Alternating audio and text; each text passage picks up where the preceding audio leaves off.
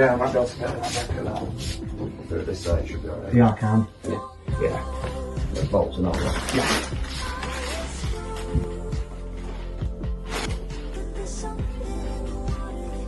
So that anyway, enough space this side.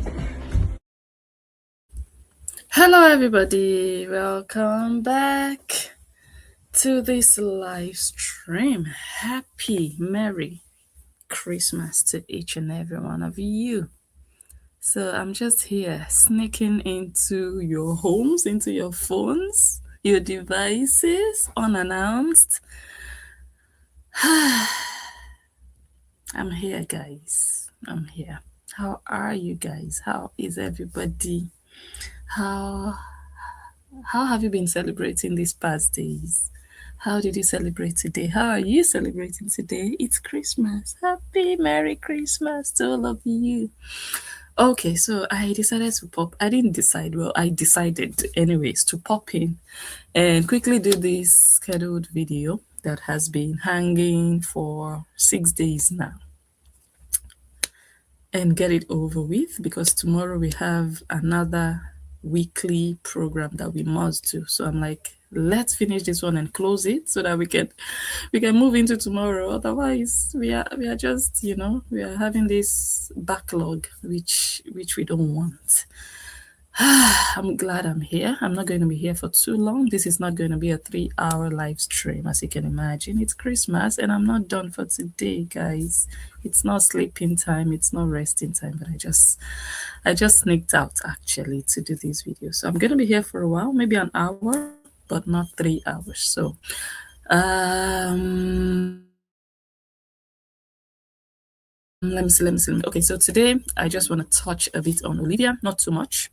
And then I want us all to listen to Ugo Eaglet. Yeah, there's something he said that I would like all of us to listen to talk about. It's something that we have seen in Europe, that we continue to see. And I'm just curious, like, how do other people view that story that you are going to listen to? How is it in places like the US, for example, Australia, New Zealand, Antarctica, if at all? How do people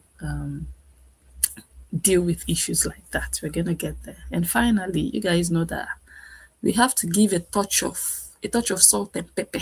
So before we go, I want to address one small ashawo from Trinidad and Tobago. Actually, one Trini Ulusho, a small one with a white bekus. Yes, I just really need to address that small thing. So yeah, let's start with Olivia. So I saw a video that Olivia did. Olivia has been, I think slightly renovating her home in preparation for her baby girl. She's heavily pregnant. Anytime from now, baby is gonna pop. Her mom is already in town for Omugo, which is exciting, which is nice.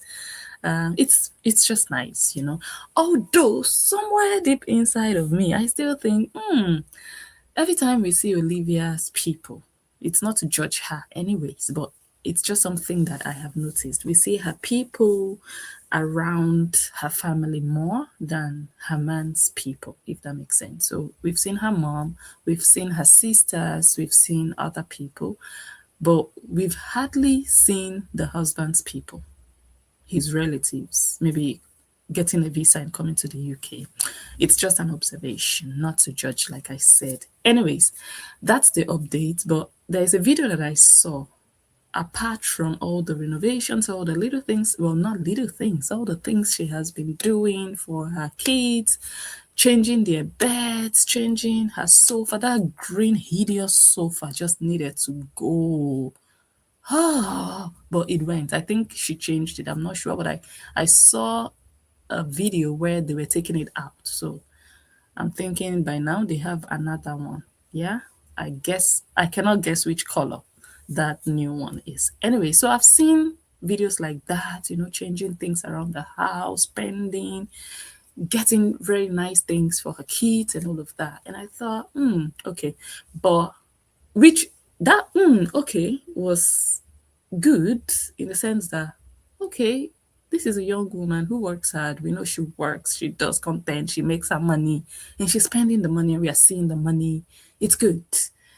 So it's good. And I watched it in admiration, And then I saw a video of one of those renovations. And that video is the reason I decided to just put everything together and do this video. So I'm gonna play. I think some of you who came earlier into this live stream, you already saw that video that played in the beginning. So I'm gonna replay it. Unfortunately, the sound is there, so I think it's going to have issues, but I'm just going to play it once so that you guys see. But let me brief you so that I don't have to play it again. One of the guys, one of the handymen in her bedroom working, he quoted and his trouser kind of like dropped. And you guys, you know how all these people are, all these plumbers and all these guys. I don't know why it happens. I don't know, but many of us have experienced it. They come to your home to work, and the next thing you are looking in between their butt crack. I don't know why they do that. I don't know why they don't wear belts. I don't know. I don't even ask me. But many of us have seen it. However, that happened in Olivia's bedroom while they were at work. So we're on Facebook. I'm thinking, at what point should I end the live on Facebook? But we are still here for now. Let me feature my link before we continue. If it will show. No, it's not going to show here. Let me see. Maybe it will. Yeah. Yeah.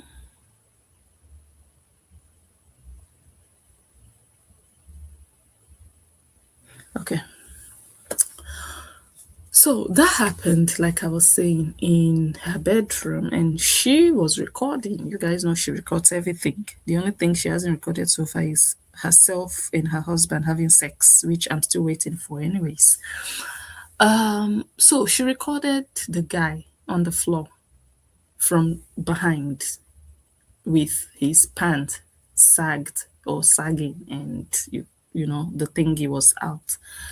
But she did something remarkable. She doesn't do lots of live streams. It was a video she just recorded, she edited and posted. And what caught my attention was the editing, that she blurred out his private part. She blurred it out. So you can tell that she was covering something there, but you couldn't see what she was covering. You don't have to be an idiot to know what she was covering there. And that, I'll tell you, is the reason I'm doing this video, that it's good to see that she's learning and she has grown. And I don't know if she has learned and she has grown. Why I'm saying that is because we have all sat here and analyzed a video of Olivia's son wearing nothing. His entire butt, not just the butt crack.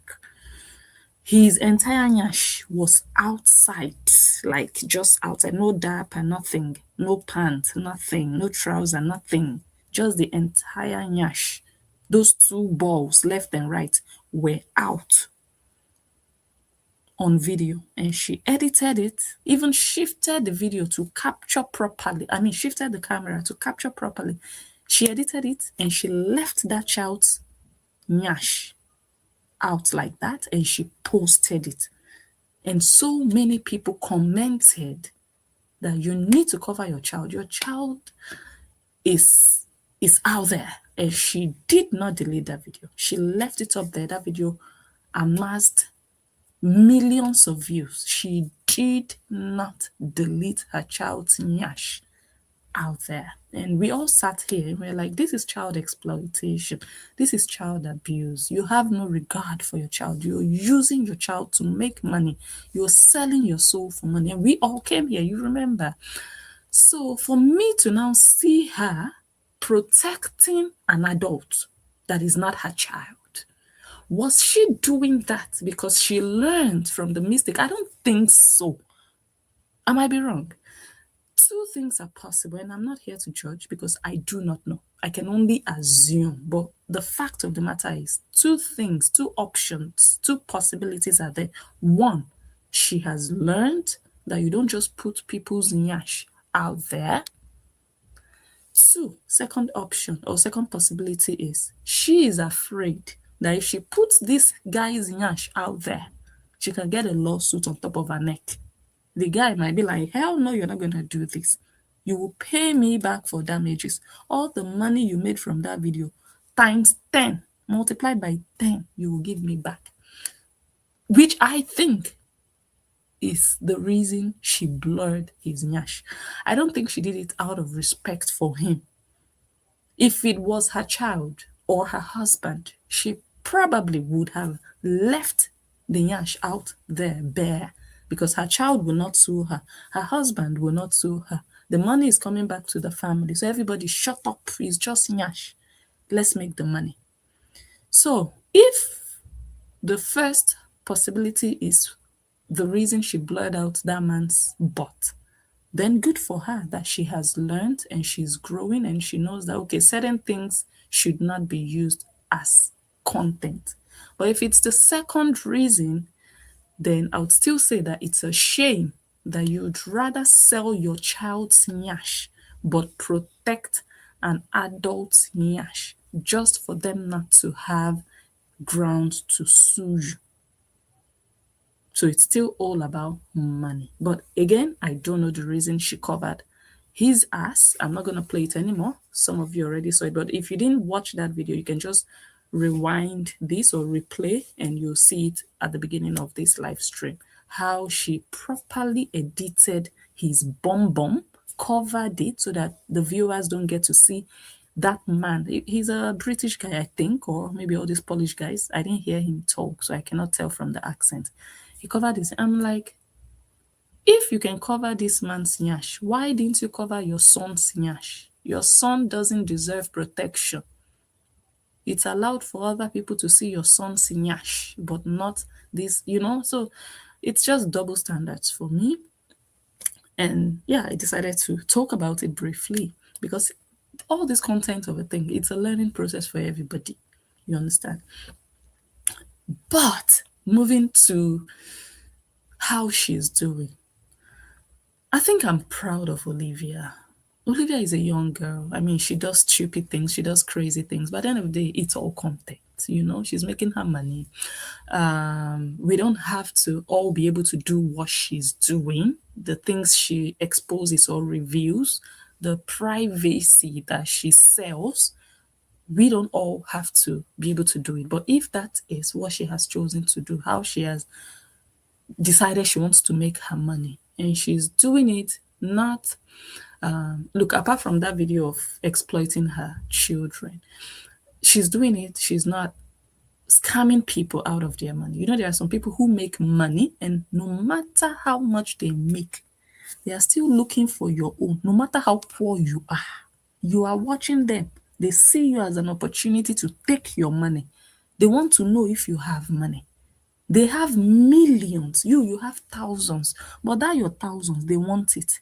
And they will do anything to get that thousands from you. They are not thinking of, oh, I have millions. This my viewer has thousands. How can I help to upgrade this person? How can I transform this person's life? How can I be a contributor to this person's success and development and progress in life generally? They are not looking, it doesn't concern them if you've eaten or not.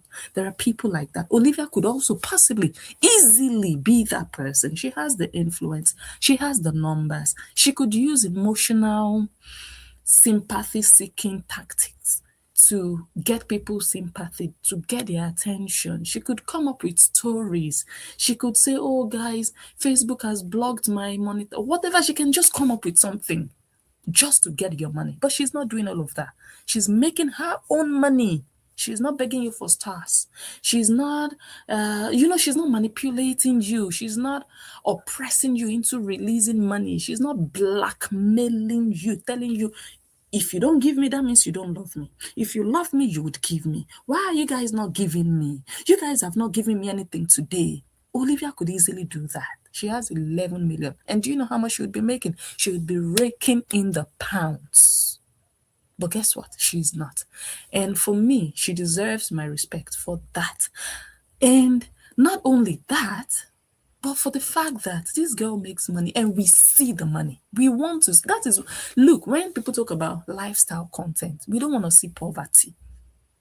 We don't want to see poverty. We want to see growth inside of poverty. If at all you are poor, we want to see progress. You're poor, you're authentic with your situation. I'm not saying every content creator, every lifestyle creator has to be flashy and has to have money. No, if you think you are poor, be authentic in that your poorness that you think you are. Because for me, poverty is a relative term. You understand? But if you look at yourself and think, oh, I'm not like Olivia, I'm poor. Be authentic and true to yourself in that poorness. Don't be trying to be like Olivia. Don't be pretending that you have arrived when you have not. Don't say Olivia has gone on vacation. You want to pack your children and go on vacation so that people can place you at the same place with Olivia. And then people want to see that growth. If you think you are poor, where we saw you in January, we want to see a little step forward in June. We don't want to see you begging, looking for opportunity to take from people. We want to see you work hard and we want to see you progress. We want to see that this content you are doing, it's meaning something to your life. You're not just coming here to waste your time, because when you're here wasting your time and you are still at the same level or you are begging, you'll be like, all this time you're doing this content, it's not paying you. Why not go out there and do something better that would pay you? That's the agitation. I wouldn't say anger. It's not like people are getting angry, but it's almost frustrating when you see people who tell you, oh, I'm a content creator, and this they come online every day. I'm a content creator, I'm a content creator, but their lives are not where they want their lives to be. And then they start to beg. You see that begging of a thing. I'm like, if you have to beg, why not do something else whereby you would not have to beg? If you're doing the content, make sure that content is paying you. If it's not paying you, go look for something else. We want to see that extra. It doesn't have to be big, but we want to see that, okay, this content of a thing that you're chucking your head morning, afternoon, night, it's taking you from one step to a little higher step. If you were sleeping on a mat, we can say that, oh, now you're no longer sleeping on a mat, you're now sleeping on a wrapper or on a mattress, or, we can see step by step by step. We don't want to see you 2001, you are poor. 2002, you are poor. The same spot. 2003, you are still poor and begging. 2004, you are still poor and begging. 2005, you are still poor and begging and complaining and nagging and begging. We'll be like, what are you doing? That is where the divide is. But you see, in Olivia's case, we don't just see somebody making money and pretending not to make money. We see somebody make money and live the life of somebody make money. We love to see that. That is what appeals to people. That is what people want to see when they talk about lifestyle content creation. You're a lifestyle content creator. You show your lifestyle. We expect that you make money out of it. We want to see that money. It gives that positive hormone out of people. Like, yes, you are growing. You're not begging. You're not lazing around. You're not making people feel like, oh, this content I'm doing is a burden. I'm not even making money. You guys are the ones helping me. If you guys don't give me, I will not make. That is stressful. That gives stress to people receiving that message. But you see, when you see people doing well, go to YouTube and see content creators bubbling, renovating their houses, traveling. That I say, that is just what it's all about. That is what it's all about. That is positive. That is motivational. But when you see some lazy bums, all they do is nag, is beg. Oh, guys, if not for your support, thank you for the support. When content creators talk about support, what they mean is engagement, comment, likes. But when support becomes money, thank you for your money. Guys, if not for you giving me money, they will call it support, but they mean money. You see people like that, they are parasites. So when I see Olivia, again, not just making money, but spending money, upgrading her life.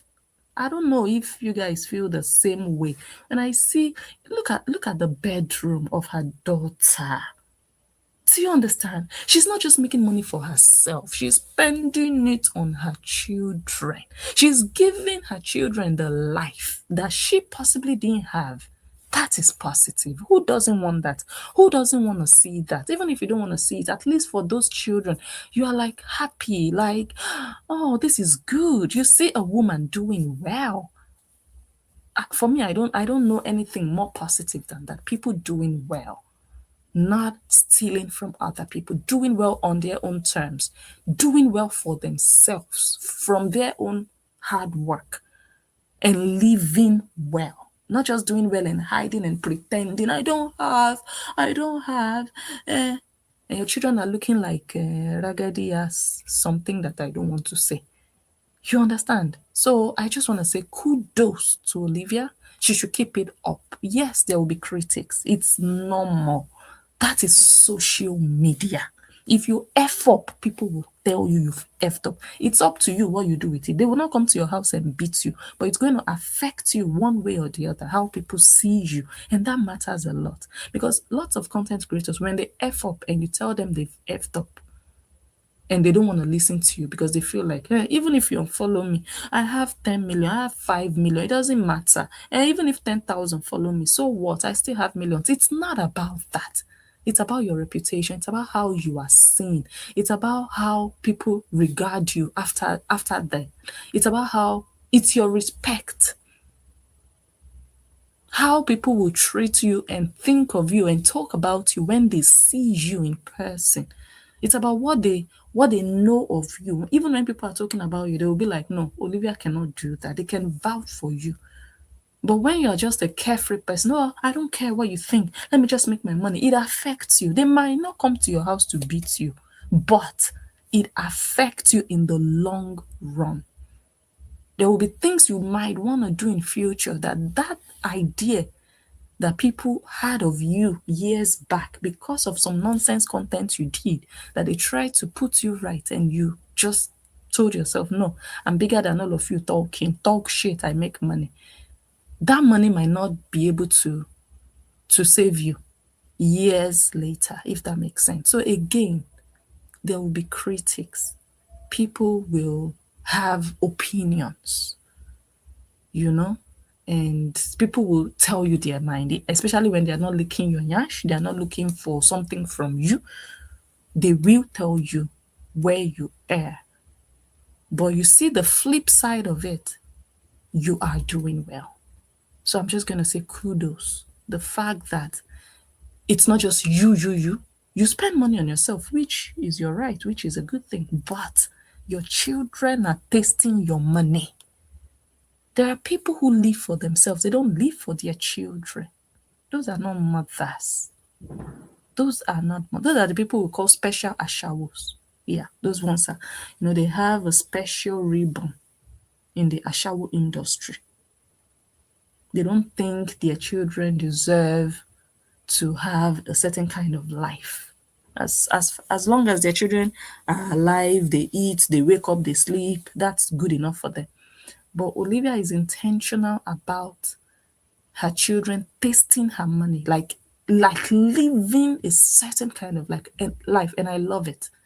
I love to see that, and that just makes her earn my respect personally. That it's not just her spending on herself, eating all the money, and but her children, taking care of them. Look at their bedroom, they're changing their bed, just being intentional about these things. It's just chapeau, kudos.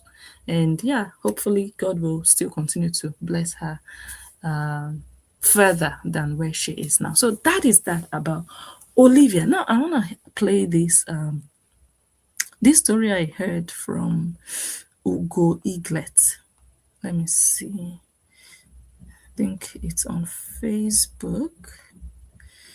So now I'm going to end it on Facebook. So if you want to hear the rest of this gist, come over to YouTube. Let me see who is watching on Facebook before I go.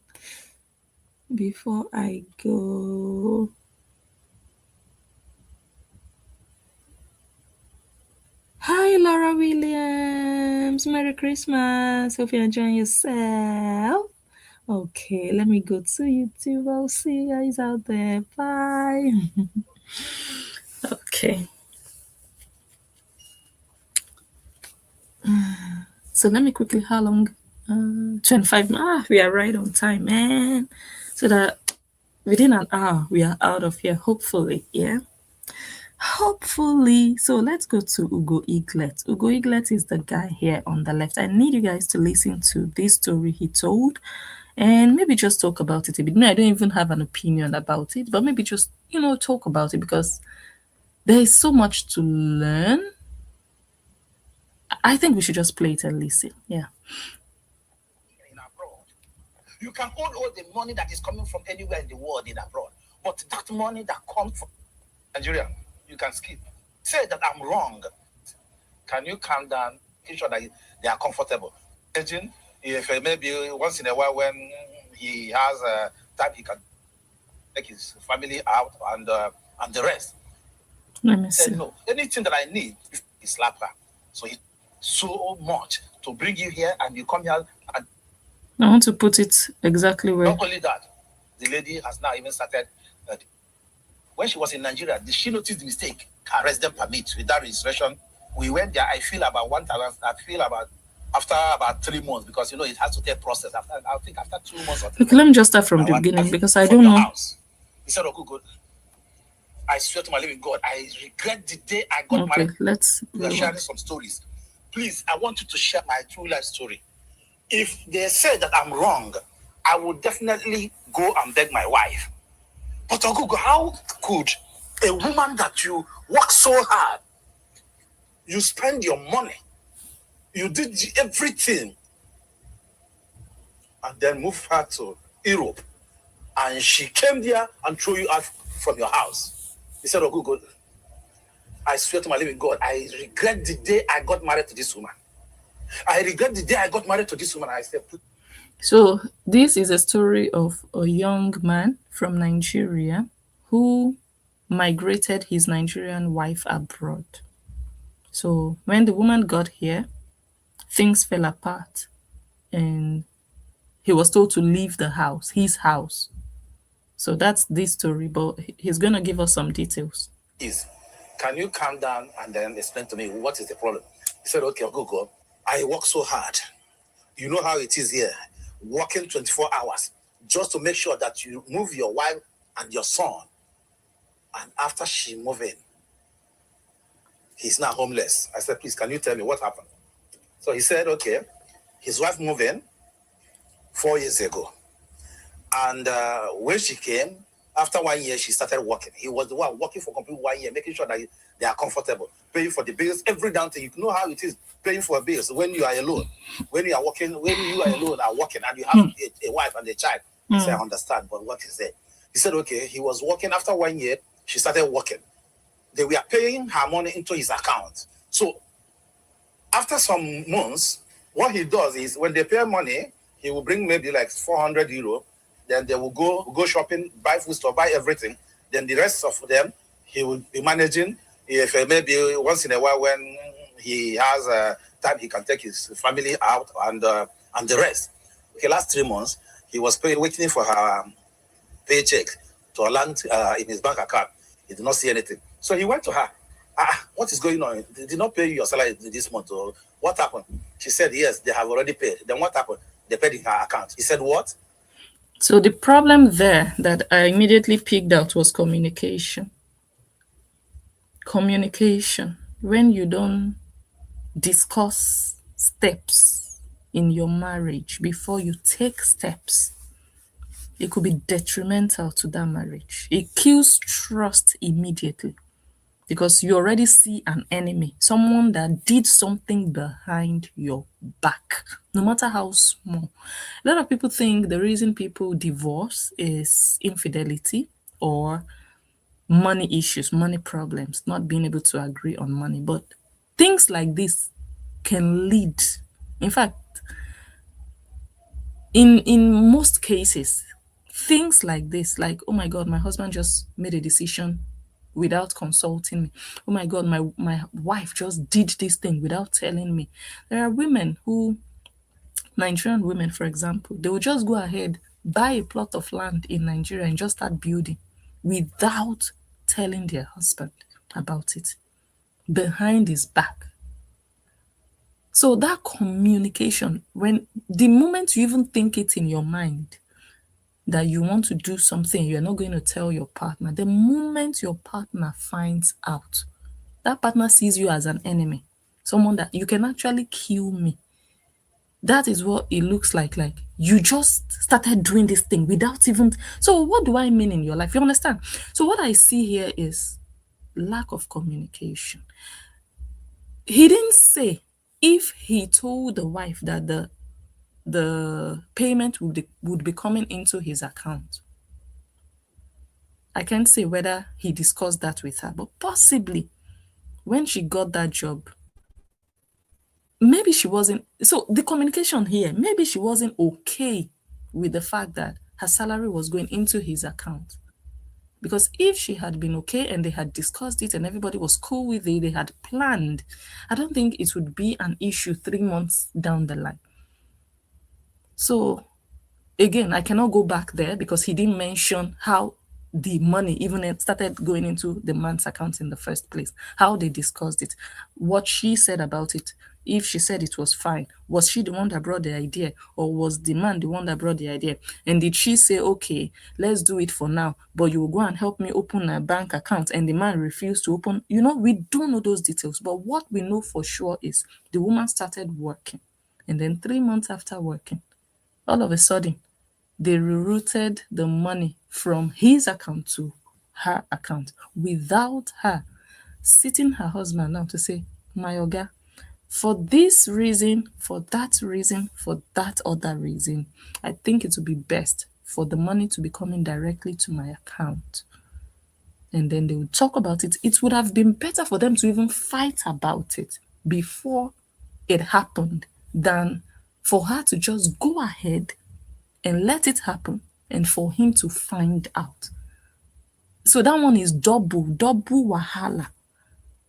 Because you telling your husband beforehand will just be one wahala. Wahala of, okay, now you want to start collecting the money. But now you have two troubles in front of you. One, you want to start collecting the money yourself. Two, you did it without even telling me. So the problem is big. Let's listen to the rest. In your account. When did you even open an account, bank account? She said, you refuse to give me money. When I ask you for money, you refuse. When I ask you that my parents need money, you said no. Anything that I need, if I want pants, I have to ask you for it while I was working. That's another thing, and men have to be careful with this. Men are different from women. A man can wear one pair of pants for 7 years, one pair of shoes for 3 years.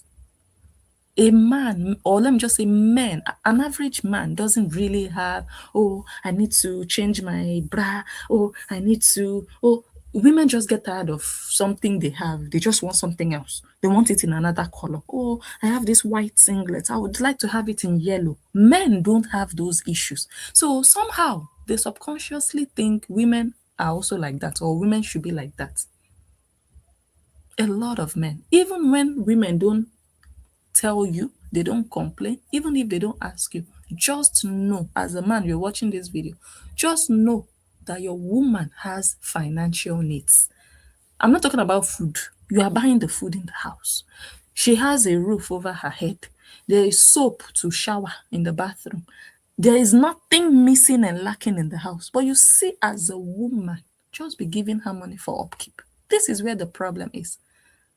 So the woman was not complaining that, oh, you are spending my money, you're using my money to womanize, you're using my money to drink alcohol, you are giving other people my money, but you're not giving. No, this is not what she's complaining about. She's complaining that I don't even have for myself.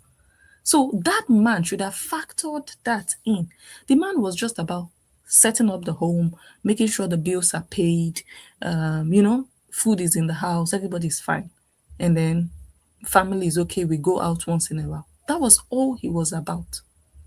And he did not factor in the maintenance of his wife. So the man is the one with the problem. The woman also has her own problem, doing things, being rebellious. That's what I just see. She just went ahead and did her thing after I have a job. So that is not, you don't build a marriage that way. She has her own, but the man is the origin. You know, a lot of people are married, but they don't know how to be married. And I don't think the man did it to spite his wife. I mean, did it, when I say did it, I mean, he didn't consider her maintenance as a woman. I don't think he didn't consider her just because he doesn't love her. But maybe he doesn't know. He doesn't know what is maintenance to him. He'll be like, there is food, there is cream, you rub cream. uh What do you need? But that extra small money, a woman needs it. Many men don't acknowledge that. And that is still where I see a problem here in this particular story. If he had factored in that money, that, okay, my wife, your money is entering my account, we will remove some of it for our feeding, and then every month I will be giving you 150 euro. You can do your hair, you can make your nails. If you want to buy something new, if it's not enough for you, my wife, if you need something extra, let me know. That would have been the solution before the problem. You know, there are some problems you solve before they happen. It's wisdom. And sometimes it takes years for you to notice things. It takes learning. It takes listening to other people, how they have managed their homes, for you to know these things. Because there's no book. Well, maybe there are books, but there is no school you go to as a man or as a woman to know some tips and tricks to balance your home. Factor in, if he had done that, my wife, every month I'll be giving you 150. But if it is not enough, maybe you need something extra that month. Maybe you need a shoebi, for example, that you didn't plan for. They invited you somewhere. If you need it and that 150 will not cover it, let me know. I'll give you that extra 50 to cover it, okay? Let her know that you see that your money that is entering my account, I'm not the only one having control over it. If you need it, it will be available for you. And he didn't give her that assurance. So whenever she went to him for money, it became a problem sometimes. He would struggle and murmur and complain to give her the money she is working for. I don't think any woman would be happy about it. She would not even consider the fact that, oh, my husband was working all these years to bring me and my son or our child here abroad. Even when we came abroad, a whole year I was in the house. My husband, she would not consider it, because for her as a woman, she's like, that's your duty. After all, you married me. You want to marry. Now, if you marry, you have to take care of your wife and child. But me as a woman, I cannot be working and I'm still struggling. I want to buy underwear. I will come to you. You will be saying, don't you have underwear? Is it no underwear here? But a woman has been wearing underwear for 2-3 years. She needs one new set. And for you as a man, you are like, no, that's a waste of money. Look at this basket. Look at all this underwear here. A woman's brain is not wired that way. So for me, the man is the one with some problems. The woman has like 1 or 2 problems that I've seen so far. But the man is the one that should have worked on a lot of things. When a woman is working and you're taking the money, look, in the modern world, it doesn't even happen. But in some marriages, with understanding, it can happen and it can be fine. If both of you have one account and everybody's putting money there, and it can happen and it's not abnormal. But when that happens, don't make the other person feel like an idiot. Don't make the other person feel like she is working but she cannot enjoy her money. That is where the problem will start. When I need money, please make money available for me because I work for it. And that is what I believe that woman went through for some time. And she was like, no, you know what? I'm going to change something here. The only problem now is she didn't discuss with the husband. So she didn't regard him as a husband before she did what she did. Let's continue to listen. I said to her, okay, you know what? There won't be peace unless you go and change that account back to where the original account. And also, where is the money? The lady said, the money is in her account. That she's ready to bring half of her salary so that he can bring half of it in his salary. They can be paying bills together. Then do whatever you want with your money. Let me do whatever I want with my money. And the rest. Then the guy was very, very mad. Then he slapped her. Yay. So he told me he slapped her when she said that. Then another problem. You see, the man is the one with more problems than the woman. He cannot even control himself. He cannot even control himself. You know women now, so she hold him, then they begin to drag. So she bite him.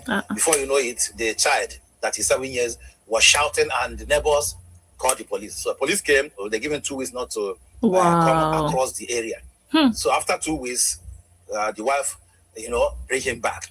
So, but the moment he came in, he said to his wife, you need to change this. If not, there won't be peace. I cannot spend so much to bring you here and you come here and disrespecting me after spending so much. Do you know how much I spent to bring you here? The man is wrong. The man is wrong. Since he already saw that this thing has brought some problems in their home, as a man, he should be looking for, okay, how can we balance things out? For there to be peace and for nobody to feel cheated, for things to just be okay for both parties. That is what he should have been looking for. But he was still insisting that after all the money I spent on you. So what he's doing is sounding like he wants her to pay him back, which is undone. He is the husband. If you're not ready to marry a woman and bring her abroad, don't do it. But the moment you marry her and you choose to bring her to live with you as your wife, don't expect her to pay you back. Don't expect her to pay you back. You people can live as husband and wife and share together. Yes, you should share, especially when you earn money as a woman. But you will also consider the fact that this man has invested in you. Both of you will then become partners. Nobody will be holding back their money. Me, I'll be working, I'll be keeping all my money. You'll be the only one paying. No, it should be a partnership, but there should be understanding. They should both meet in the middle. But the man is insisting that he wants to be in charge of the money because he had already spent so much on her, which that's where me I see a problem. That's where me I see a problem.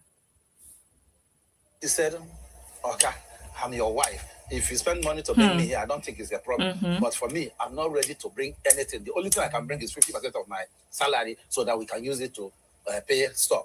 Whatever I want to do with my money, I do because I'm the one working for it. After 2 weeks after he came back, another problem again. Police came. Now, police said he's not allowed to stay in the house. Not only that, the lady has now even started a divorce application. That's also bad because this case, if you just look at it and listen to it attentively, it's not even supposed to lead to divorce.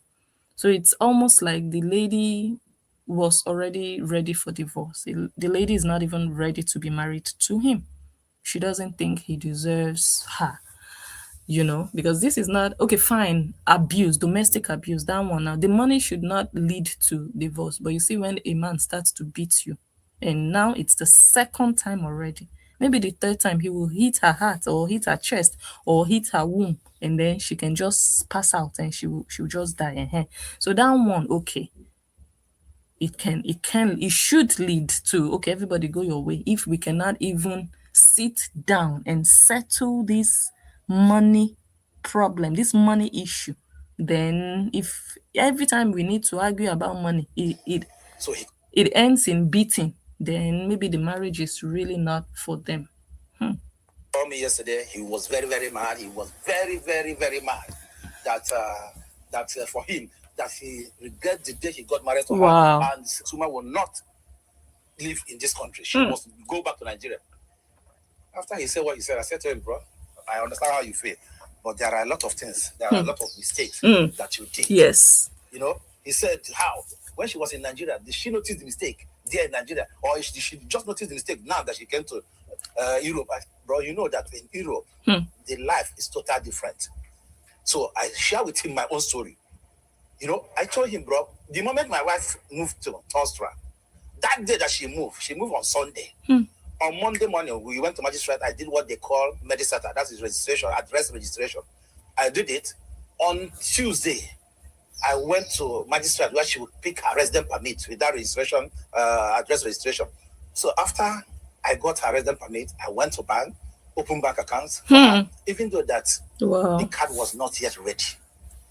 They gave me the account number. So with that account number, I went to Kinder by Triangle. I went to Kinder by Ife. These are all money given to children. So we went there.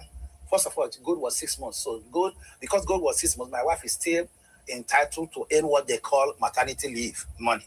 So we went there. I feel about 1,000. I feel about a year and 6 months. So she was collecting about 600 or 800 euro per month for a year and 6 months. Yeah, I feel account number of my wife in that Kinder by Triangle.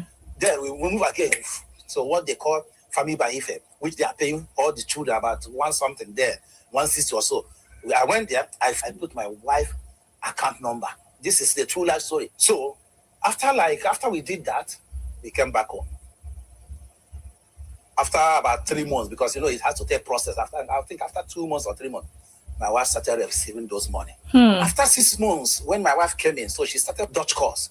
So when she started her Dutch course, the first thing they asked was, who are the new people here? How many years are you in this country? My wife said 6 months. The moment they had a break in that course, about 2-3 women came to her. You have 3 children. You know that you are entitled of earning this. You are entitled of earning this for your small baby. My wife told them, yes, of course, I know. She said, I hope it's not your husband that is collecting. No. She said, no. The moment I came, 2 days after, my husband opened bank account and all the money is going to my account. They were like, not so many men would do this, and not so many men have done this in Europe. We've seen marriages that have broken because of this money of a thing, this kinder money they give to children, And when you really look at this money, it's peanuts. It depends, it depends, which I know if it depends on your income. If you're working, you don't get too much on your children, but if you don't work, or if your income is low, I think you are still entitled to more. Yeah, or your children are entitled to more. But in whichever case, in my head, I still know that it's peanuts. But we have seen men batter women for this money. We have seen marriages break because of this money, this kinder whatever, that the husband will be fighting the wife that he is entitled to that money. He wants to collect that money. Why should the wife be collecting it? Or they should be sharing it 50-50. When I hear stories like that, I'm like, if both of you are sharing this money 50-50, or both of you are eating this money, then what is left for the child? For me, personally, this is my opinion. I'm not here to insult anybody or drag anybody or make anybody feel worthless. My opinion is that if you eat that money they gave your child or your children, it's a sign of not being responsible. It's a sign of irresponsibility as an adult, as a parent. Are you saving money aside for your children? Probably not. But the government now is giving your children money monthly or every 3 months, and you still want to eat it. So what are you saving up for your children? That money was for your children, for whatever they need, if they need something or whatever, or just to save up. Why should you eat it? Why? What are you doing with how much? 300 euro per, I don't know, per 3 months? Thereabout per child. What are you fighting for? It baffles me when people want to even bring this up. My advice, and it might sound unreal, especially to people who maybe have a low income and that money supports the home, I think it's irresponsible.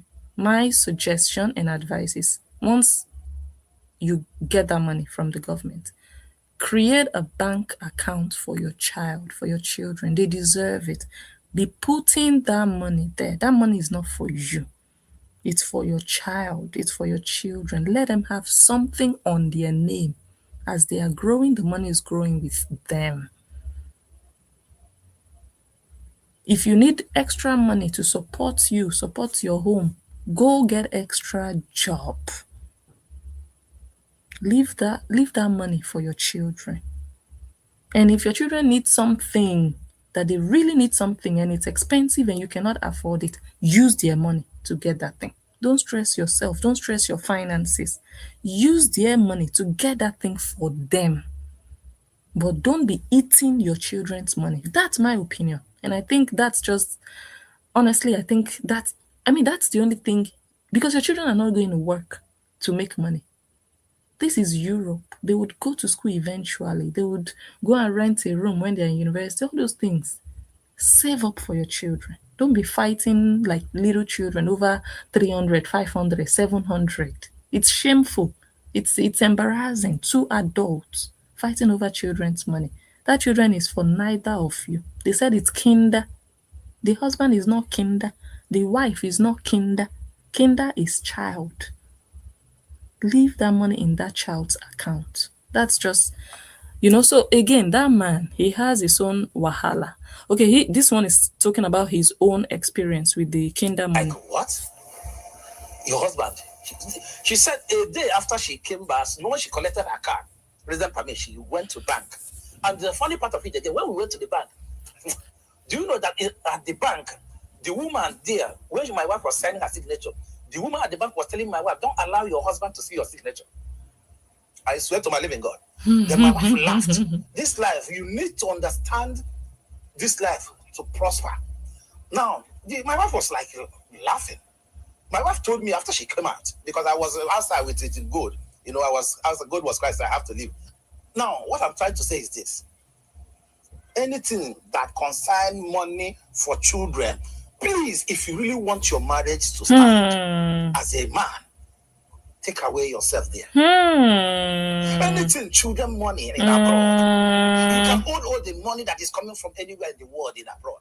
But that money that comes for children, allow your wife. This money is nothing. Exactly. And you know the secret of this. Do you know if you allow your wife to have those money, there are things that she wants to buy. This money that you allow your wife to keep is even indirectly working for you. Do you know that there are things that she wants to buy because she is having this money? She will do what? She will use this money to buy those things. She go out with the children. The children need something. She buy it with that. She go out with the children for a winter shoe. She will buy it with them. She go out. She summer shoe. She buy it with them. She go, this thing is good for my child. She use that money to buy it. And again, maybe one day, because we work 12 hours, we don't have money. I'm saying it boldly, that we are working. You don't have money. You live on credit. You live on credit, brother. 95% of people living abroad are living on credit.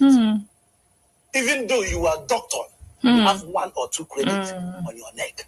Even if you are sure, no matter who you are, you have 1 or 2 credits. 90% of people living abroad have credit on their neck. Quote me anywhere. 90% of people living abroad have credit on their neck. Now, sometimes you don't have money. You will also come to her. I don't have money, this and that. She will still manage because the women know how to save. She will steal from that one that that one that she's managing and give you because she saw you as somebody that's, that have conscience. Because in that class where she was, a lot of people are telling their story. My husband is taking the money. My husband is doing this, but you are the only person among them telling them, no, the money is coming in my account. So that alone has made you as a man a perfect man. So in that form, whenever you ask her for money, the last car she has, she will bring it because she knows that she is dealing with somebody who has conscience. Because if you don't have conscience, you can never be happy in your marriage. So the guy said what he said. I told him my own story. I said, bro, the reason why you call me, you feel like I'm worthy for you to call, to tell this thing, because you think, okay, yeah, me and my wife are living good. These are the reason. There are so many sacrifices you have to make for your marriage to work. And these are part of it as far as you live abroad. Anything money that goes for children, I beg you in the name of God, allow your wife. Now, how can your wife be working and you are the one taking the money? And how can they be paying a child support? You are the one taking the money, and she will even come again and ask you for money. You will say, no, I don't have money. Now, okay, there are also people who can, okay, there are also people who, your wife is working. He is working. The wife is working. Now, he still wants his wife to do everything because she's working. Because for him, what are you doing with the money? For God's sake, if you want peace to reign, there are something they call wisdom. People don't know that people don't know that what women want is they just want you to make them feel they are in charge. If you make your wife feel like she's in charge, you win. How do you make your wife feel like she's in charge? Now, this is my car. You guys know that I don't have car. I don't have my car. This car now is our car. The car is bought. I bought this car with my wife's name. So 1,000,000% Ugo Eaglet don't have car. Why would you buy a car on your wife's name? I'm not saying it's bad though, but I mean, that's a little extreme. I don't know if you understand. I mean, you can buy a car for your wife, but you don't have a car on your name. Well, anyways, let me listen to I didn't listen to this I part don't before. have a car, but this car now is bought by my wife's name. So now she's in charge. But So why? I want to understand the logic behind that one. I don't get it. I don't get that part. A bulletproof car. She said, oh, wow, my husband has, she'll be very happy for me. Now, I bought this one. My car might come and everybody will be, wow. She will be more than happy because the first car came on her name. How do you make your wife feel that she's in charge? You want to buy a car. Already you know that you want to buy Mercedes. So, and this inside that Mercedes, you have 3 choices that you want to buy. Okay, I'm going to leave it here. So I believe the gist is clear to us. Marriage takes wisdom. It's not just love. People can look at you and your better half. Oh, they are so in love. It's not only love that sustains marriage. No, a lot. Wisdom is one of them. Of course, we know about trust. If you don't trust someone, respect. But communication, that thing, if you don't have it, you have to learn it. Because it's that thing that can just easily make someone distrust you. If you don't communicate with them, then they just think, oh my God, for you to do this behind my back. If they don't trust you, then what's the love going to do for you? Communication is what makes people feel like they are connected, they are still together, they understand each other. Wisdom is another thing. Apply wisdom and be learning. Watch stories like this online. Listen to things happening to other people. Use their own to learn from their mistakes, because there are some stories you will listen to be like, okay, this is where the problem is. Okay, this is the result of this problem. Okay, that means this is not the right way to go about it. Okay, so now I know. Learn, because maybe you didn't get to learn it at home, maybe you didn't get to learn it from your neighbors. Learn from everyday stories, from neighbors, from colleagues, online. Learn. Just be listening and, okay, this is my opinion. Some people, they have their opinion, they don't want to switch. They have a heart of stone. They just want to stick to it. You have to listen to other opinions and try to reason, have an open mind, and only focus on the ones that work. Those ones that lead to divorce, just know that, okay, maybe they chose the wrong opinions. Listen to the ones that worked out and try to learn, You know, you don't have to lose yourself in the process, but it takes wisdom, unless you don't want to stay married. But if you want to stay married, it takes wisdom, not the person that is stronger, the person that has a bigger, faster mouth to talk, to fight, the person that is right. No, no, it's not the person that is right, though. If you want to always be right, you might not just stay married. You might not stay married. So that's all for that. So I said, okay, apart from this, so I hope you guys really liked this small tete-a-tete. But before I go, because now we are around an hour, I will just spend maybe 15 more minutes to address one small ashawo from Trini. We have been talking or treating a mental case online. We know social media, everybody is on social media. I think 99% of the world's population, if you remove babies, is on social media, right? But not everybody on social media is normal. That one is a fact. But one other thing that is a fact is the abnormal ones do not announce themselves as abnormal. The people on social media that are not well, they will never add it to their page name. Like, I'm Mrs. Unwell A, I'm Mrs. Unwell B, I'm Mrs. Unwell C. They will never announce or tell you they are unwell. But a lot of people are not okay. But they are on social media, just like every other person. They operate their pages, their profiles, as if they are normal. But when you see their activities, you can tell that they are not normal. You can see some traits in them, especially obsessive traits. You can see traits of people that are lonely, alone, abandoned, people seeking and looking for love online. You can see so many traits. Some of them have all these traits that I just listed. Some of them have just one or two. But you see this big ashawo. Actually, she's not a small ashawo. Very big ashawo from Trini, because you need to see her. She looks like a wolfish. Big ashawo from Trini. Her name is Janice. You see all of these traits in her.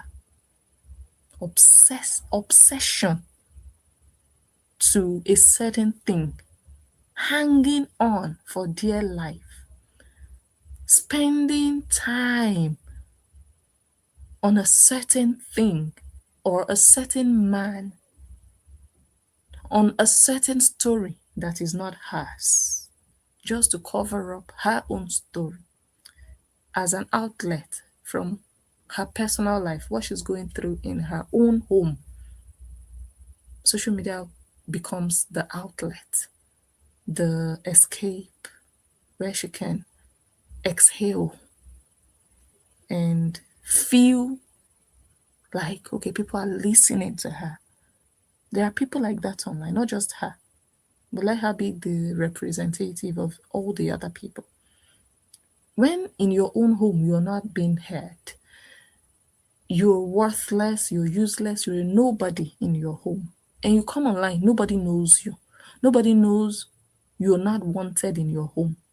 But you come online and they think you are just a normal person, and they start to maybe comment on your posts, maybe like your posts, and they think you're normal. And then you finally feel like, okay, now people are listening to me. And you tell yourself you died there. And then you start to misbehave. That is the case we are looking at today. And in the last week, thereabout, or 2 weeks, I have been treating bits and pieces of this kind of behavior online. And it's not limited to people with fake accounts, people that use fake accounts, but you see it a lot in people with fake accounts. I'm not saying all, but it's common in people with fake accounts. I'm not saying people that use their actual names, faces, voices. I'm not saying it's not possible they also have those traits, but I'm saying it's more in people that hide and commit atrocities. It's more common for you to see people that are mad, people that are not 100%.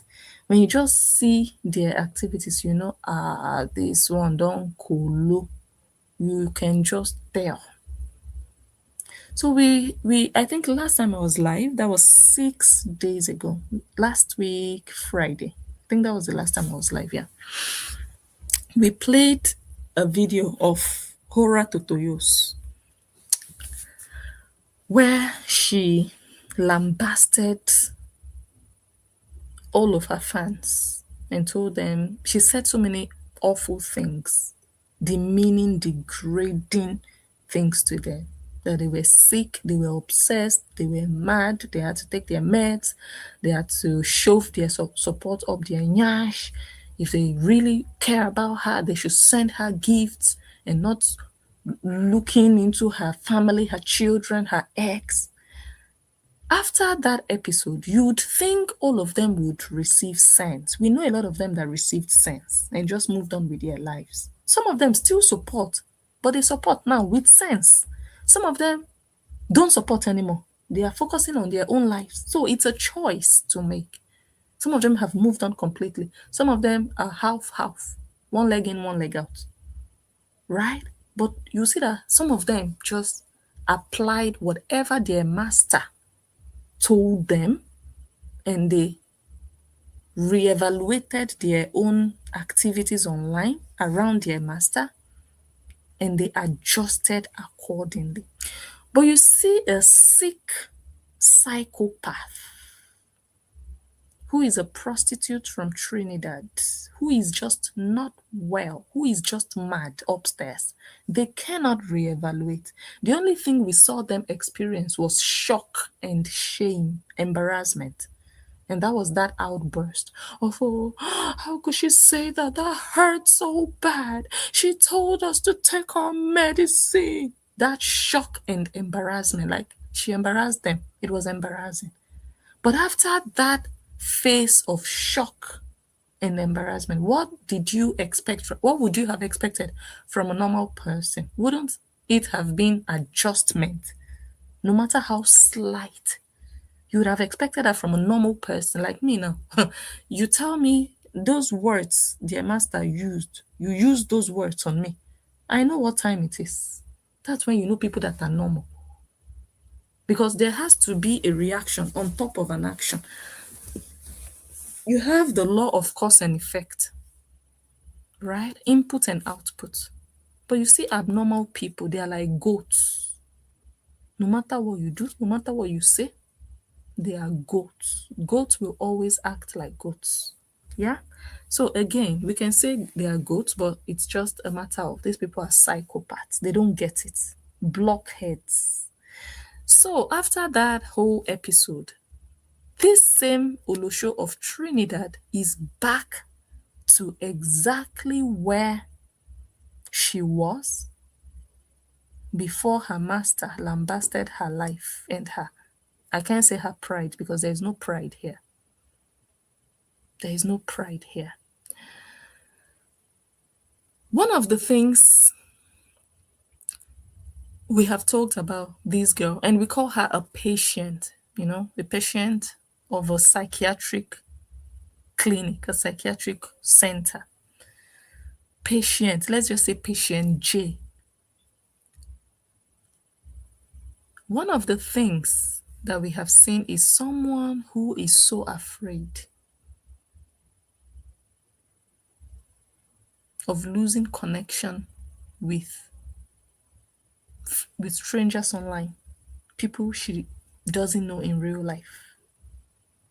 You know why? Because in real life, the people she knows feel like she doesn't know people in real life. So she's using the people online to fill up the emptiness in her real life, if that makes sense. If she had people, real people in real life, giving her real love, she wouldn't need this connection online, this virtual connection. like her life depended on it, she wouldn't.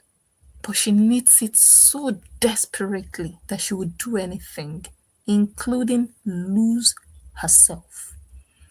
The worst place you can be in life is that place you no longer have your voice. When you become a slave to others,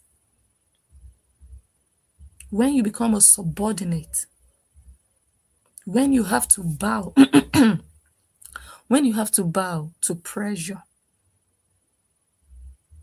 both spoken and unspoken. That's the worst place you want to be in life. When you are small, when you feel small, you feel smaller than the rest. That is where you don't want to be in your life. You are going to be paranoid. You are going to be scared that, oh my God, that thing I posted, will it make them dislike me? Will it make them kick me out of the group? Will it make them think something else of me? You will be having anxiety. You will not have peace. When you post, you are going to check comments. Oh, me, if I post something, sometimes 5 days, I've seen comments that I've not seen 3 weeks. That a comment would pop up. I don't know how Facebook does it. A comment can pop up and I'll see that the person commented 3 weeks ago and I'm just seeing it to reply. But you see people who have lost themselves, they live inside of that. They are awaiting the response because that is their drug. They want to know what you think about what they said. It's so important for their validation, for their self-worth. Like, okay, let me read. What do they think? Do they like what I said? Are they in agreement? Do they agree with me? Do they like me still? Hey, the life of a psychopath. And the moment you sense in the comments that 1 or 2 people don't like what you said, what do? As a psychopath? As a scared chicken? What do? You run and change your own opinion just to please other people you have never met. You don't know. Just people typing. You are just reading what they type. You don't know them. You don't know if they've bathed. You don't know if they've eaten. You don't know if they are rapists. You don't know. But you are afraid of them. Afraid of what they think about you. Even if they don't even know you face to face. Is that life? So this is an example. I'm really running out of time, but let's just treat this one. This is an example. You see here a post on the left put up by this patient, this psychiatric patient. You know, one thing about people that are mad is they never accept that they are mad. You will be telling them that you are not okay. You are not normal. They will never agree with you. They will never sit down and think, oh, maybe actually there's something wrong with me. They would never. They would give excuses for what you said. Oh, because you don't like them. Oh, because you're a hater. Oh, because you are jealous. There's nothing wrong with me. But when I show you certain examples, you can tell that this person needs help. Because I don't see myself as a normal person that would post something and then because of what other people think, I would run and go and edit it. Hold on, guys.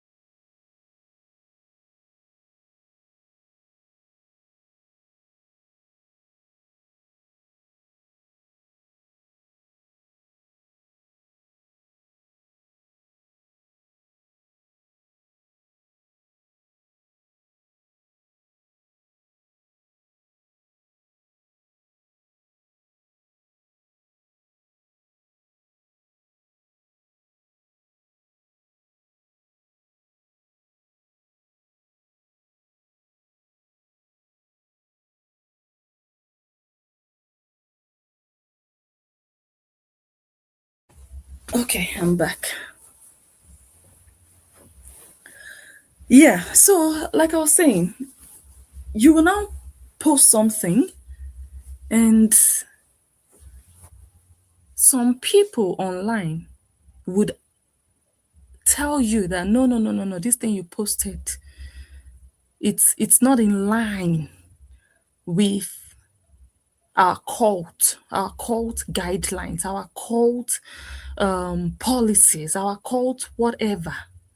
And then you, as a slave, when I say you are a slave, this is an example, this is proof to that fact.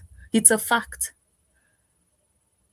This is the evidence, one of such evidences that you are not a woman of your own. You can make all the noise online, you can do all the AI and act stuff but we know you're a chicken. Because when you're a woman of your own, nobody tells you what your opinion should be. Nobody changes your opinion. Nobody puts fear in you that you'd have to start editing so that you want to please them. Now, look at the post on the left and look at the post on the right. You see the differences. The one on the left says, if anyone knows me, they will know I will always give credit where it's due. The one on the right, she edited it and added psych. The one on the left says, the girls look great here, healthy, happy, and being exposed to their Nigerian culture, which is part of who they are. The one on the right says, the girls look great here, healthy, happy. Why? Because we thank God for filters. So how do you go from trying to say, oh, this man, you are trying, oh, you are improving, oh, how do you go from there to immediately castigating him, mocking him? How do you, within a couple of minutes, just because some people don't like what you wrote?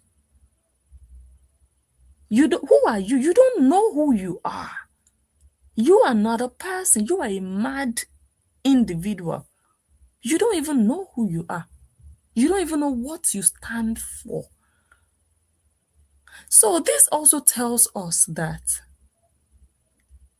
no matter what this man does, they just want to be negative. Their being negative doesn't mean he deserves the negativity. It just means they have all come to the agreement that we must stay negative. They have just agreed it. So when you see them talk down at whatever he does well, don't think they mean it. Many of them don't mean it. They don't.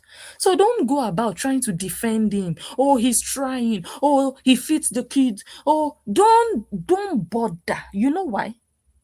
You know why you shouldn't bother? Because they don't mean it. They are just playing along with the group, with the cult, with their master. They just want to belong. They don't mean it. They know and they see that he's trying. Just like patient Janet. He praised or she praised him in the post on the left. But because it didn't align with their bringing him down, let's kill the Oyinbo, let's destroy him. Even if he's doing well, we have to say he's not doing well. She went and changed it. So it means what she wrote on the right is not real. It's not true. That's what they do every day. They say all these negative things, but those negative things are not real. It's not a reflection of reality. It's not a reflection of what they believe. They know better. Trust me, if you think they are blind, it's a lie. They know. But they are just determined to bring Oyinbo down. And this is one of the proof of that. So, the text on the left shows, she just talked about the girls look great here, healthy, happy, and being exposed to their Nigerian culture, which is part of who they are. Now, look at the text on the right. It says, look great here, healthy, happy. Why? Because we thank God for filters, being exposed to their Nigerian culture, which is part of who they are. All of a sudden, because this I can't read, because their mother or because their mom is in, I can't read that, something is in front of it. All of a sudden, because their mom is in Nigeria, you see the negativity that she needed to add to her post for it to be a Korean post. It couldn't be a neutral post. And this is what they have been doing to this man. So whatever people write about him, guys, don't get yourself worked up. He doesn't mean shit. It doesn't. This is their assignment, to always make everything he does negative. It's their assignment. So when you see them do this, just know that, okay, they don't mean it. Just know that, okay, it's just an act. This is it in front of you. You see what she means here on the left. See what she wrote on the right.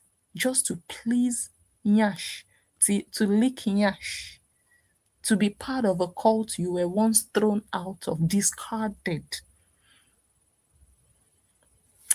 The post on the left still continues. It says, this is all we want to see when they are with their father. Care, presence, and respect for their identity. Children deserve consistency, culture, and peace always. That's what she said on the left. And on the right, she says, we know the games already. You thought you had a friend over here. Guys, is this not madness in display? This Olosho of Trinidad with a salty Janice Brown with a salty pussy. Who offended your life? I know it's your baby daddy. I know. We've talked elaborately about what her baby daddy does to their daughter. But to now be transferring that bitterness on the ex of somebody you don't even know is bizarre. It's out of this world. And people are watching, people are seeing it. They know you are not well. Go seek help. How do you go from praising a man? Because clearly, this man, there's nothing wrong he did here. He took his daughters to eat jollof rice. He's not a Nigerian man. He likes jollof rice. He was married to a Nigerian woman for 4 years. His daughters like jollof. He likes jollof. He took them to a restaurant to eat jollof. What is negative about that? Nothing. She already wrote it on the left. Care, presence, respect for identity, consistency, culture, peace. Now on the right. All of a sudden, because their mom is in Nigeria. Because we thank God for filters. Psych. We know the games already. Is this not witchcraft, guys?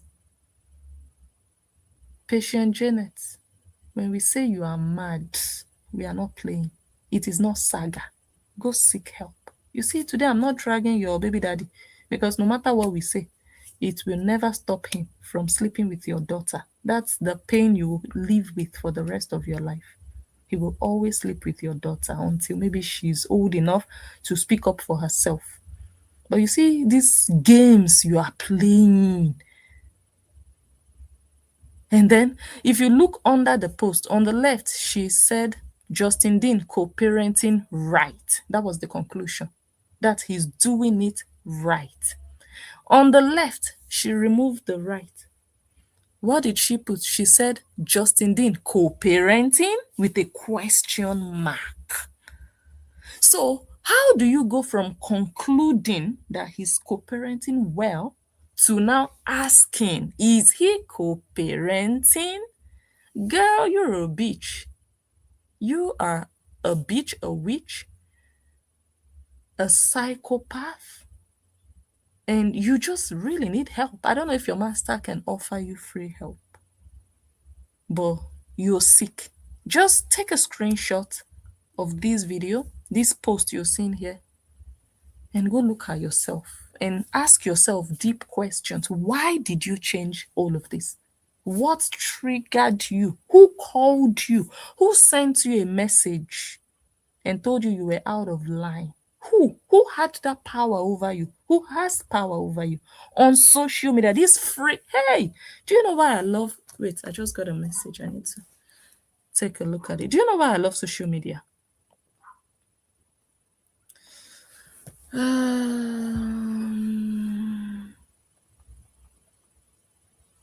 Hold on.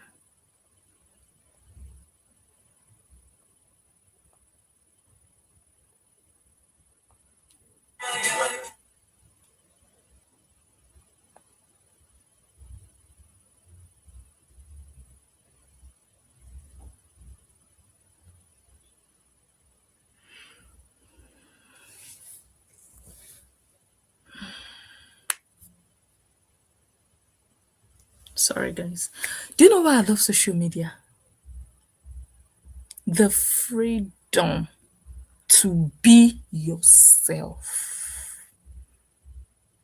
If I cannot be myself on social media, I'm out of here because there is no need anymore. The freedom to be your authentic self. Hold on, guys. I'm being distracted.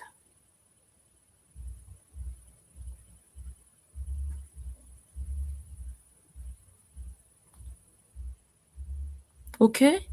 But when you don't have that freedom because you want to be in a cult like a 13-year-old,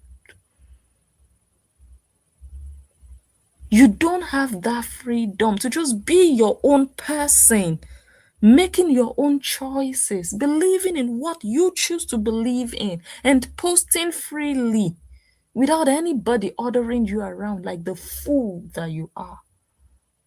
Then what's the need of being online and having your own page? Is it really your own page? Or you're just a pawn in this sick game, this childish nonsense going on about strangers online, people online?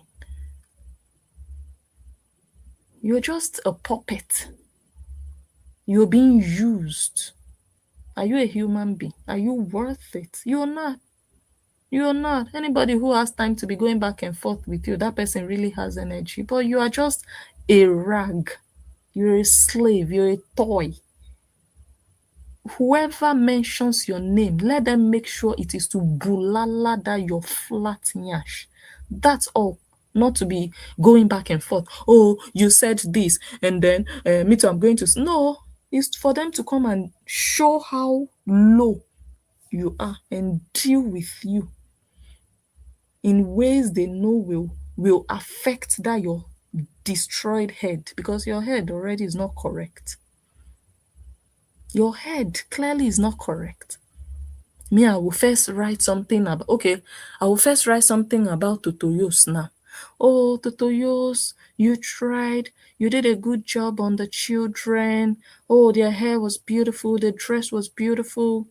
And then somebody will call me and say, no, no, no, no, no, we don't like that. Why should you be praising her like that? Then I'll go and change that same post. And I'll say, hey, Totoyos, you dress them up that way so that you can make money from it. How do I go from, oh, you tried, you did a good job, keep it up, to now bashing on that same post? A shower of training. You see that your life problems are bigger than you and social media. Do you see? This is an example. There are many more to come. But I'm just showing you. This is not just me abusing you. This is me showing you how unwell you are. Somebody needs to help you. You are a mad psychopath. Somebody needs to help you. And we know your baby daddy can never help you. He's helping himself using the pussy of your daughter. He cannot help your mental situation. But you are not okay. Look at these two posts. Edited. So on the left, you already concluded that he is co-parenting right. You already did. So the one on the right, you lost yourself. You're not being yourself. Why are you online if you don't have control over what you do, what you say? Other people are controlling you. Are you not a slave? And you want to compare yourself with people like us who are bosses of our own. Nobody tells us what to do. You want to compare yourself? You cannot. You clearly cannot. So don't try. Stop trying. Because we know you're a slave. You can never come to the position we hold. Never. We don't work for anybody. We don't leak nyash every day. Do you see us do that the way you do? What's your job on social media? What do you do? What are you known for? You're known for licking nyash. Wiping nyash clean with your tongue. That's what you're known for. So don't be trying to rub shoulders with people that call the shots. Don't. Because you'll be hurting yourself in the process. What you need now is not competition with people that are better and greater than you. What you need is help. What you need is help. Because this is extreme. This example is something else. You are an unstable psychopath. You are not stable. You are not. This Oyinbo has suffered in you people's hand, oh. That you people cannot even speak the truth about him. You cannot. You don't have the freedom to. So you Horians, you're just putting up an act. This is a game for you people. Because all the things you write about him, like this thing on the right here that was written about him, is just nonsense. You people are just keeping that story alive, just keeping the negativity alive around him. But it's not your truth. This is an example. Because your truth is hidden in your heart. Your truth is hidden in your heart. But you write something else just to align with your cult narrative. And you're doing it to somebody that has never offended you, never done something to you. And he's not even answering. Okay. Let me see what time. Okay, we are just going to leave it here for today. I think, yeah, let's leave it here. No, let me cancel. Let me cancel it. Okay, let me see this next one before I decide. We'll continue here next week. Yeah, okay, let me just read this one briefly. I underlined something already, so I don't have to read the whole thing. Janice is going through a lot. I already told you guys that these people, the problems they have gone through, the trauma they have experienced, is what they are using to judge people and judge cases online. They cannot separate their past and their present lives from other people's situations online. If someone has hurt them in their real life, they will look for a victim online and put the punishment that they couldn't give that person in their real life. They will put it on that victim, that scapegoat online. That's what these people do. Hurt people, hurt people. They go about hurting people because they've not given that hurt a place. They've not healed. So they are still transferring that hurt. They still want to revenge and do somebody. They don't care who. If you make yourself available for them to do you, they will do you something you did not do to them. Patient Janice said here, she said, they called me every Jezebel in the book. That day, humiliation came dressed as holiness. This is what this girl has gone through in life. She doesn't have a voice. Apart from the chicken voice we heard that time, she doesn't have a voice as a person, a Jezebel that you are. She's been humiliated. You know, she doesn't look good. She doesn't have self-worth. She doesn't go into a place with confidence. She's ashamed of how she looks. Let me show you. I know we have seen it so many times. Look at the shape that she has.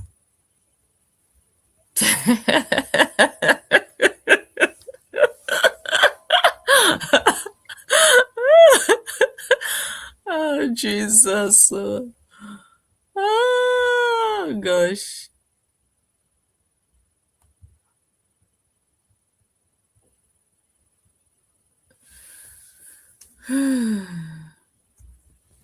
Patient Janet. Patient Janice. So next week, Or no, not next week. Anytime that I come back here, hopefully it's not next week. Hopefully not too long from now. We will continue with this post. You guys know that recently we have been treating this patient that has refused to get professional help. So she's getting social media help from people that have mouths. Mm-hmm. And she's been dealt with because of all the nonsense. Hold on, guys. Hello? Ma'am, you know that I wasn't about to let you end the show without me saying shit. Yeah, go ahead. Patient Janice, we saw that video that you did when you made that banana bread. Did y'all see it? No. So it's on her page, if you go and look, a couple of days ago, when supposedly her imaginary family came there to the place where Epstein activities be going down. She said that her family was coming or whatever, so she made some banana bread. And she did a video, like a step-by-step video, and her hands were in it. Baby, I remember you made a post one time talking about somebody had farm hands. Baby, those are farm hands. You have the hands of a bitch that got thyroid issues. You shop in extra, extra large. Jesus. Okay? You don't have a tummy that goes over, bitch. You can't see your pussy. You ain't never gonna shave that shit right. Okay? You are a big hoe. You are a big bitch. You look just like the fucking Mucinex. Well, you live in the Netherlands, but you probably never seen the Mucinex commercial. Girl, I want you to Yeah, I've seen it. Girl, you know the big green thing? Janice, you say like the Mucinex man, bitch. Jesus. You big round bitch. Why are you coughing like that, man? Oh, I hope she ain't getting sick again. Oh my God. Anyways, but yeah, Janice, like, you think you trying to act like you perfect and everything. So obviously you got some kind of social anxiety, and then you have self-esteem issues real bad because you shaped like a pumpkin. You shaped like a pumpkin with legs. You shaped like a character, like an imaginary character to be on cartoons, bitch. Like a balloon. You don't even. Like a balloon with arms and shit. Some shit that our kids be drawing and coloring on. You don't even have a shape. Shapewear wouldn't even work on your big round ass. She looks pregnant here, Seth, in this picture I'm showing. But she's not pregnant. First of all, she don't need to be pregnant. Ho, if you can't take care of the ones that you got now, ho, you don't need to be pregnant.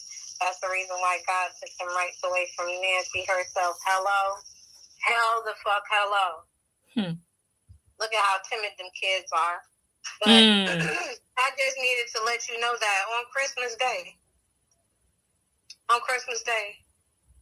Janice, you ugly as fuck. And you fat as fuck, bitch. And you ain't never gonna fit in no size 5 or 4 again. Bitch, you gonna be bigger than the house for the rest of your life. You're gonna be shaped like a piece of shit. You know that shit emoji that we have on our thing? That's how you gonna be shaped for the rest of your life, bitch. Even having a trainer will not help you. What's wrong with you and your nasty ass husband? That prefers. If he's even a part of your life, because we don't really know who you are. That nigga may not even be around. For all we know, he probably abandoned you. And them ugly ass kids, and them kids may not be saved. We don't know. Well, we're gonna find out though. We will find out, bitch. Just give us a few days. Yes. But at the end of the day, all of the ladies in the chat have Merry Christmas. Y'all know that I am fucked up right now. I have been enjoying myself and getting ready to go roll one up. I am ready to eat again. And y'all just enjoy your holiday, because I know I am. Thank you. You too. And I don't give a damn if you 60, 70 years old. Do not get pregnant. Do not get pregnant. We are staying safe from pregnancy for the rest of 2025. Do not be out here not using condoms. Do not get pregnant. Blessing, don't get pregnant for the end of the year. No problem. All right, y'all. Happy holidays. You too. Enjoy yourself. Thank you. Bye-bye. The ugly Janice. Duckling.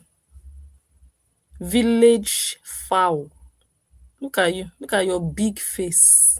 Look at your round face. Looking like a grandfather. No, look at your face. Look at your ears. Look at the attachment. You look like a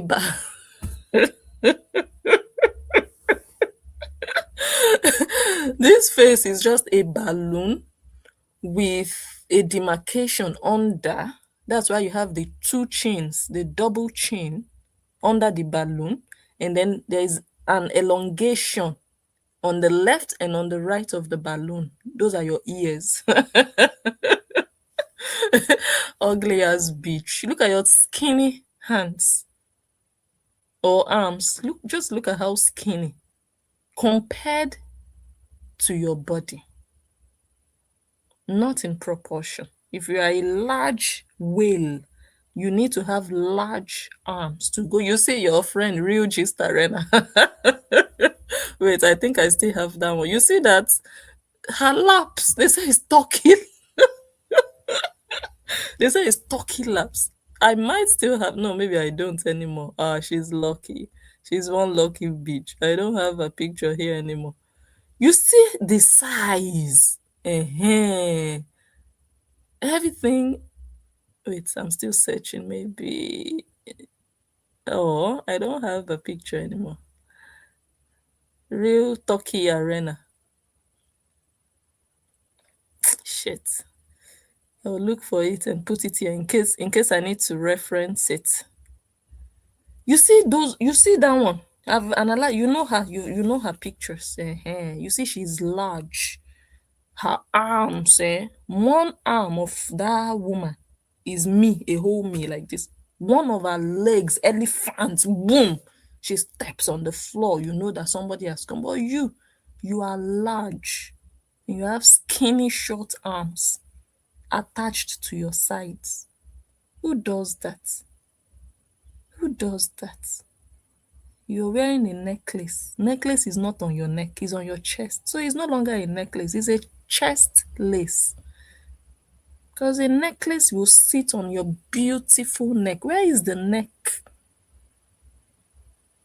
Where is the neck for the necklace? Your necklace. You don't have a neck. Look at the nonsense you have on your ears. Very cheap slut. Your baby daddy cannot even give you money to upgrade yourself. You are still living in the 70s. Look at what you're wearing. You look cheap. Who goes out looking like this from head to toe? Is this how you see people dress? Real women, real wives who have husbands who take care of them. Is this how they dress when they go out? You don't learn from Agama. You don't see dressing when she's going out. When you are home, it's a different thing. You can wear anything. You can even tie wrapper when you are home. But when you are going out and you know you will see people, you don't see dressing. Look at what you're wearing. Is that Santana or silk or satin? What's that? That's what people wear to bed. What you are wearing on your body in broad daylight in a restaurant. Look at the stuff. Look at the fabric of what you're wearing. Cheap. It's like the fabric they use for scarves. You know, scarf, just normal shawl scarf that people can tie. That's the fabric. Very cheap. Very cheap. Low class. Look at what you're wearing. No, look at what you're wearing. It tells me who you are. Look at the nonsense on your head. Why? No sense of fashion. Nothing. Classless. Dressed up like an olden day Olusho. All those archaic prostitutes who have never upgraded. Look at your eyes. Look at is that makeup? Is that makeup? Is that eyeshadow? Just look at everything. Look at your life. Look at your hair. You were covering your hair because you are bald in the middle. You are bald in the middle. That's why you have that cap on it. From your hair, we can see that that hair is not all over your head. It's on one side. It's not all over. You are bald somewhere. So you covered it. Zero self-esteem, ugly as bitch. That's why you are hiding. You cannot show yourself. That's why you are hiding. Go and do AI of yourself now. Go and do AI of yourself and step out with your AI. Because your real self, it's shit.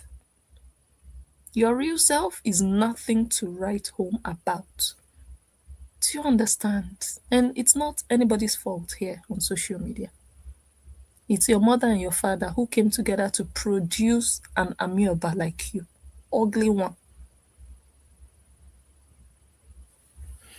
Now, that being said, I said next time I come here, I will move on with this because we have been treating this patient that clearly needs help but would not go get help.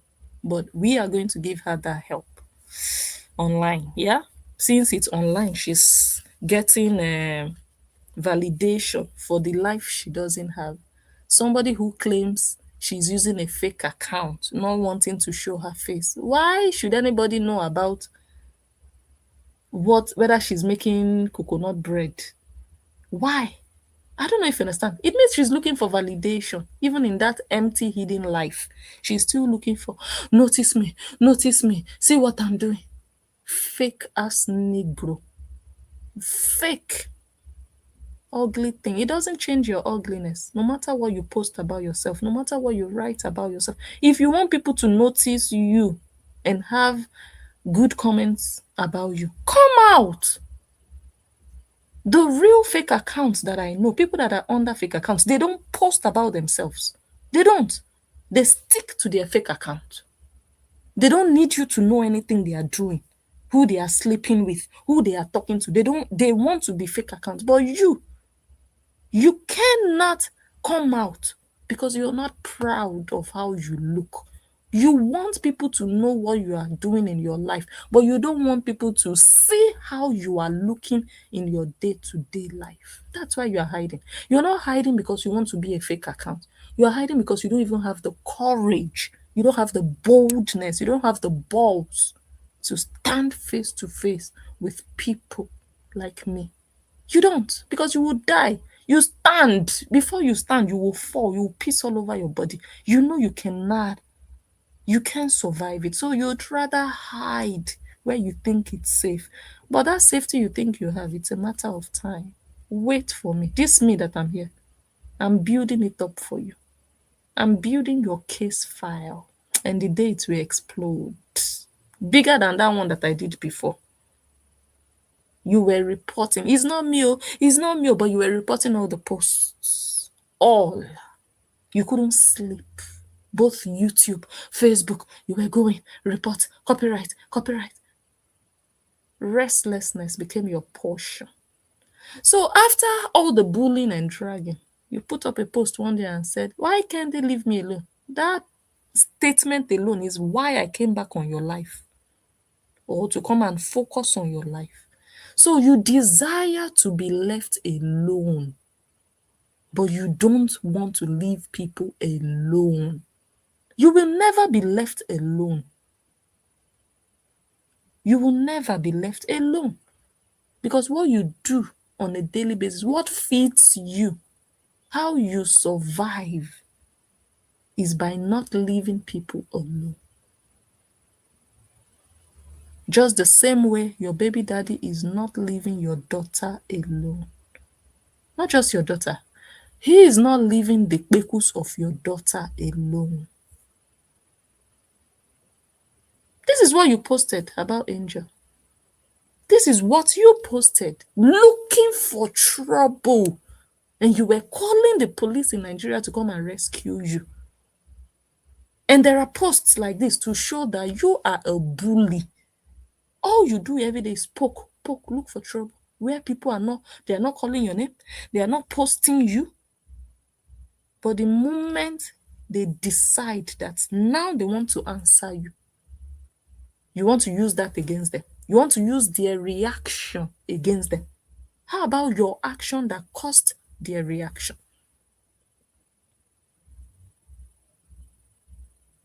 This is where me and you have a problem.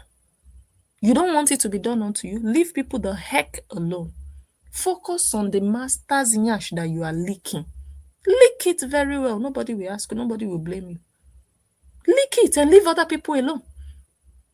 But no, you want to leak the nyash of your master and be attacking other people, bullying other people, including her ex. You will not have peace. You say other people will not have peace. You yourself, you and your daughter, that's your karma for the rest of your life. Patient Janet.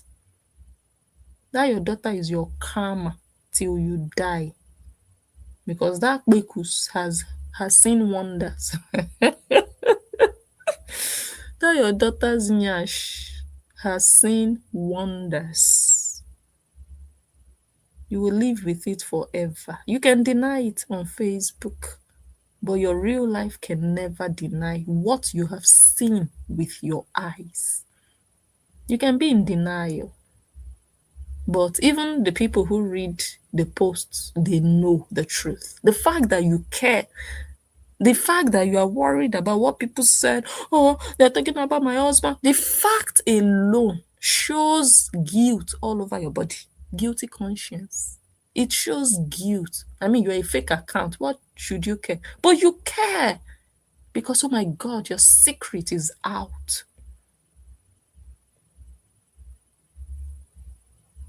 This is an example of you poking. Somebody did her own thing, oh. Didn't mention your name, oh. And you know there is an issue already, and you are still going for that person, and you don't want them to respond.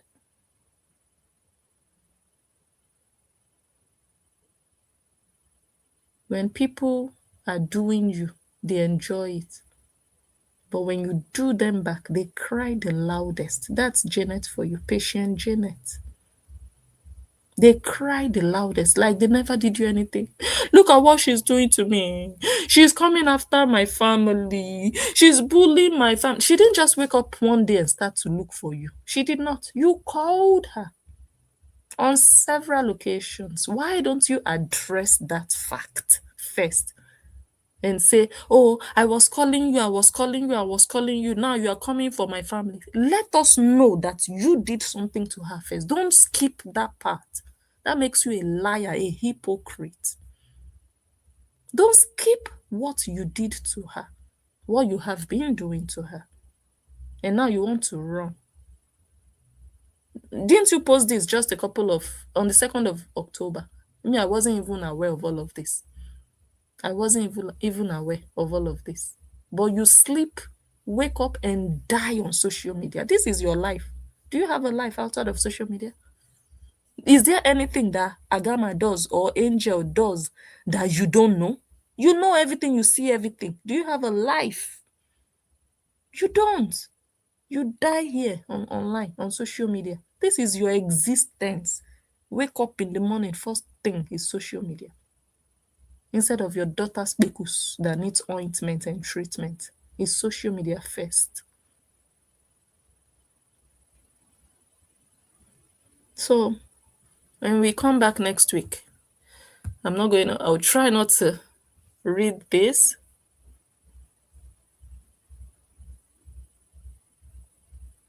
Okay, we'll do this next week. This is bipolar, another example of bipolar. But we'll look at it next week, yeah? Or next time. I don't know why I keep saying next week. Maybe it's actually going to be next week. You know how your spirit works when your spirit knows what the future holds. I don't know what will happen tomorrow, but I'm hoping to be back here tomorrow. But if you guys don't see me, you will see me next week, since I keep saying next week. So I'm just gonna leave it here. I'm gonna thank all of you for your comments, your engagement and your presence here, keeping me company. And I'm sorry to all of you that I disappointed 6 days ago. I was supposed to, 5 days ago, I think. Yeah. I was live last on Thursday. Yeah, that's 6 days already. Okay, but I was supposed to come like 5 days ago. I didn't. So you guys, some of you waited for me, and the following day you still waited, and I was nowhere to be found. I'm really sorry about that. A lot of things happened that I just needed to take care of.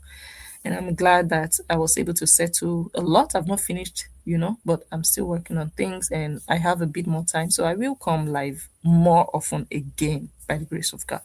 So thank you all once again. Thank you, Bonnie Dean, for calling into the show. You guys enjoy the rest of your Christmas as I am going to enjoy the rest of my day because I don't even feel sleepy now. Yeah. So yeah, I'm just going to continue my Christmas fun. So thank you again, and I'll see you guys when I see you. Share the video, like, give it a thumbs up before you go, and subscribe if you haven't already. Enjoy and good night. Bye.